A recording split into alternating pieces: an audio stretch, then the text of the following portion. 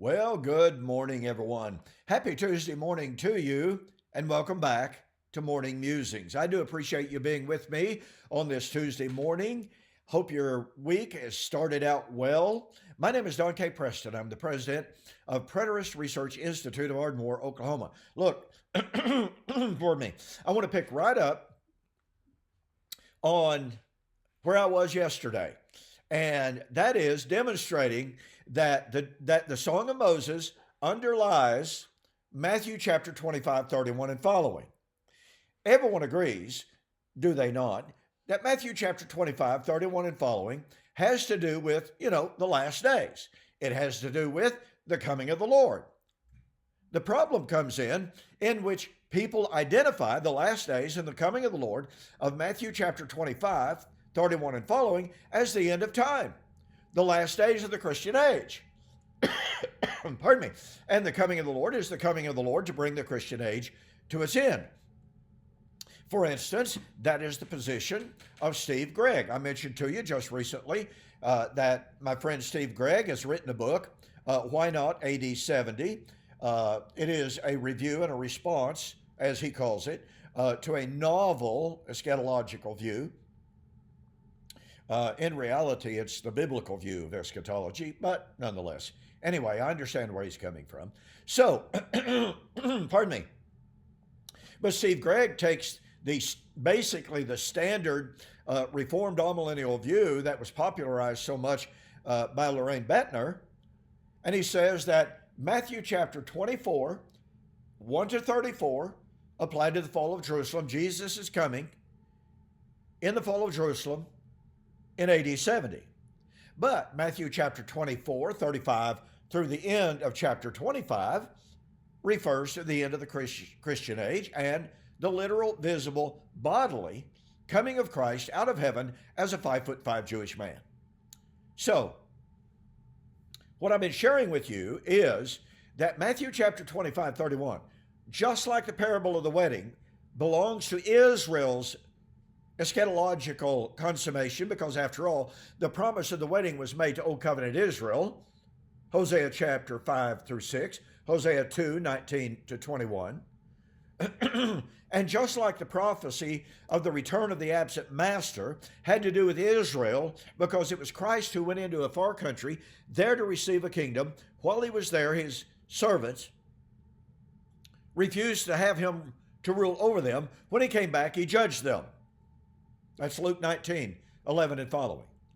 Matthew chapter 25, 31 and following is not a distinct, separate, and independent prophecy of something radically different in subject matter or in time from that of Matthew 25, 1 through 14, Matthew 25, 15 and following. Nor is it different from Matthew 24, 29 to 31. It's the same subject matter. Now, I've shared with you and for you, Matthew chapter 25, 31 and following is based upon Joel 2 and 3. Joel 2 and 3 is parallel to Isaiah chapter 2 through 4. Jesus applied Isaiah 2 through 4 to his generation and the fall of Jerusalem in AD 70. But both Joel and Isaiah are built upon the Song of Moses.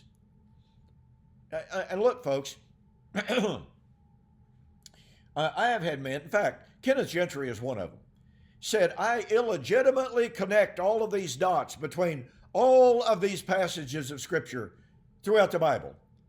Well, in the first place, I happen to believe in analogia scriptura, that is, comparing Scripture with Scripture. I thought Kenneth Gentry believed in that. And he does, but he thinks he's the only one that gets it right, that preterists can't get it right because, after all, we are heretics. Funny thing about it is, he doesn't demonstrate where the connections that I make and adduce are illegitimate connections of this dot with that dot and with that dot. I mean, how are you going to prove how are you going to prove that Joel 2 and 3 is not Matthew 25, 31 and following? How are you going to prove that Isaiah 2 through 4 is not the same as Joel? How are you going to prove that Isaiah 2 through 4 is not AD 70? And how are you going to prove that the Song of Moses does not underlie all of those passages? Now, I emphasized yesterday that the Song of Moses is about Israel's last days, not about the end of time. It's not about the end of the Christian age. It is about the end of Israel's covenant age. You know, I don't know of a way to overemphasize this. If I seem to be repeating myself to a certain extent on this, I'm not even going to apologize because it is that critically important that we get this point across, that we catch the power of how the Song of Moses underlies, serves as the groundwork, the foundation, the fountain, if you please, the roadmap. I mean, what other words you'd like to use for the New Testament doctrine of eschatology? Now, let's go back to Deuteronomy chapter 32, and I want to read with verse 15. I read this a week or so ago. Now remember, Moses is telling Israel what's going to happen to them in the last days, long after he dies. Deuteronomy 32, 5 through 7. Moses tells Israel that in a time, in a generation that is many generations down the line, they're supposed to rehearse these things. They're supposed to go over them, remind themselves of what was said in this prophecy. So Deuteronomy 32 is not describing what was happening in Moses' day. No. Moses is describing what's going to happen long after he dies and in the last days, many generations to come. That's critical. Had somebody tell me the other day, oh no, Moses is describing what was happening in his day, in his time. No, read Deuteronomy 32, 5 to 7. He's describing events many generations to come. And again, Deuteronomy 31, 29, he is describing what will happen in Israel's last days long after he is dead. That's critical. Okay, verse 15 and following. Jeshurun grew fat and kicked. You grew fat. You grew thick. You are obese. Then he, that's Israel, forsook God who made him, scornfully esteemed the rock of his salvation. They provoked him to jealousy with foreign gods. With abominations they provoked him to anger. They sacrificed to demons and not to God, to gods they did not know, to new gods, new rivals, that your fathers did not fear. Of the rock who forgot you, you are unmindful and have forgotten the God who fathered you. Now, this is what is known as the prophetic past tense. Moses is being projected into the last days and to describe events that would happen in the last days, describing them as if they're past events. And by the way, as I've taken note also, that reality is recognized by world-class scholars, by Hebrew experts. This is not a preterist argument. So you have to understand that. So what is Moses talking about? Moses is talking about that in Israel's last days, Israel would apostatize. Now, did Israel apostatize several different times in their history? Well, all you got to do is read the book of Judges. Yeah. All you have to do is read the book of Isaiah, Micah, Yes, Israel, and specifically the 10 northern tribes, apostatized horribly. Did Judah apostatize? Absolutely. But that didn't happen in the last days. Moses is, as it were, skipping over those interim apostasies and talking about Israel's last days. Let me continue.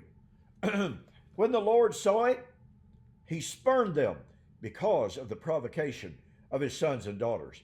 And he said, watch this, you got to catch the power of this.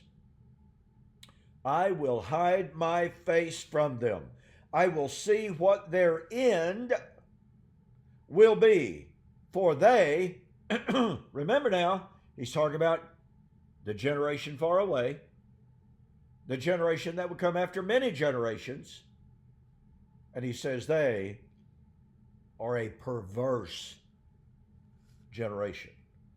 Now, listen to me. I've got to repeat this.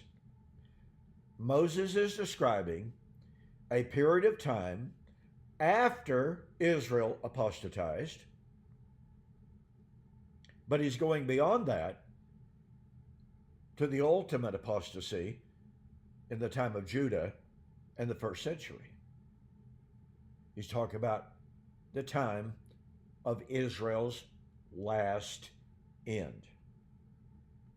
Now look, if it's Israel's last end,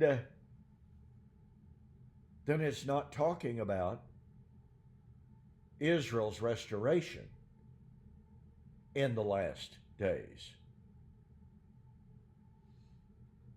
It is talking about Israel's end. Oh, and I just got to throw this in there, and I'm not going to get to the rest of what I wanted to talk about today, but this is absolutely fascinating. A Hebrew commentator by the name of Rashi, otherwise known as Ramban, is widely recognized even today. He was an 11th century scholar and obviously a great man in many ways, but Ramban, recognized as the greatest Hebrew scholar of all times, he commented on the Song of Moses, and guess what he did when he came to Deuteronomy 32 and the reference to Israel's last end? Guess what he did when he came to Deuteronomy 32, 29 to 31, which predicted her last days?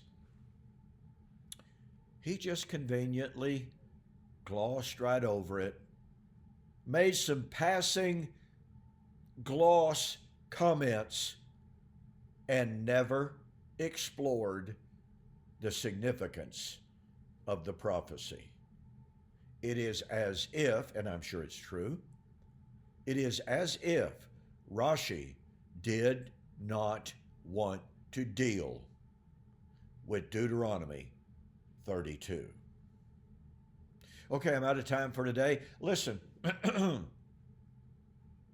it's absolutely critical that you understand the significance of the Song of Moses. So I hope that you're paying attention to what I'm sharing with you. I hope you'll study it for yourself. There's some marvelous works that are out there that you can avail yourself of.